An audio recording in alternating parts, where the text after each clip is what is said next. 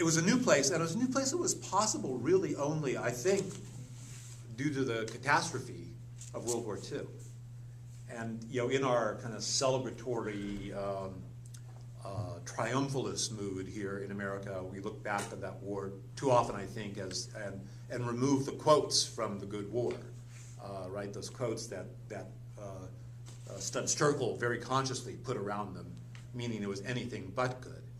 And my sense about one of the things I also wanted to write about was how the trauma of that war was underneath much of the life in this community, much of the quiet life of the 1950s in America, with so many men who had returned from Europe and from the Pacific, perhaps not talking explicitly about their experience, but radiating it, and something that we children felt.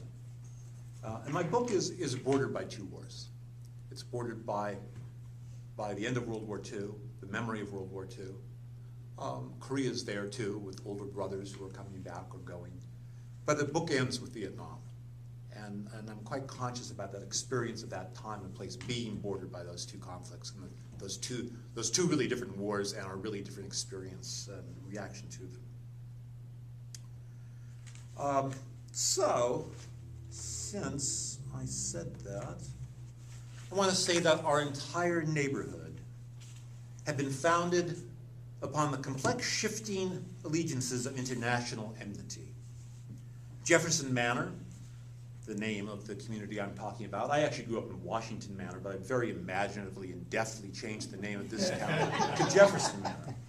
Almost, but you guessed it. So, Jefferson owed its existence to Alameen, Monte Cassino, Normandy, Okinawa.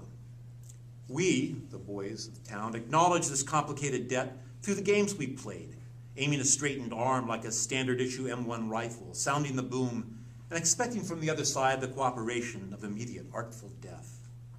For hours we practiced dying, conferring presence upon the battle tales we had heard all of our lives from our fathers and our uncles.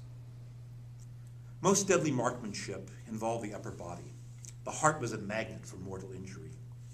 I made a study of grabbing my chest at its misplaced center, shrieking and falling backwards, allowing my head to hit and bounce several times upon the spongy diachondra. I practiced writhing on the sidewalk like bacon.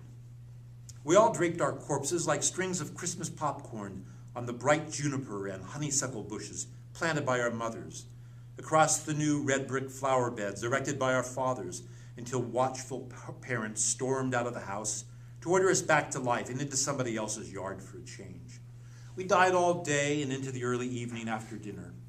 Yet the nationality of the lifeless young bodies scattered across the lawns and sidewalks remained vague and troubling. Which war exactly were we playing?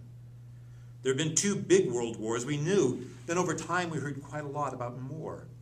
The Chestnut brothers, Daniel and Vincent, came from Tennessee, and they always wanted to wage a civil war in which the Confederacy won. It was safer to be a dead German.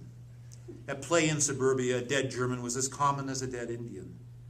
When someone dragged in the Russians or the Chinese or the Greeks because of a grandmother or an aunt with troubling stories to tell about firing squads, famine, and even more incomprehensible civil wars in foreign places where nobody even spoke English, the results were complicated and unsatisfying, and soon peace was proclaimed. We all returned home for dinner, and the war that still raged and tracked home suburbia settled back down for another day.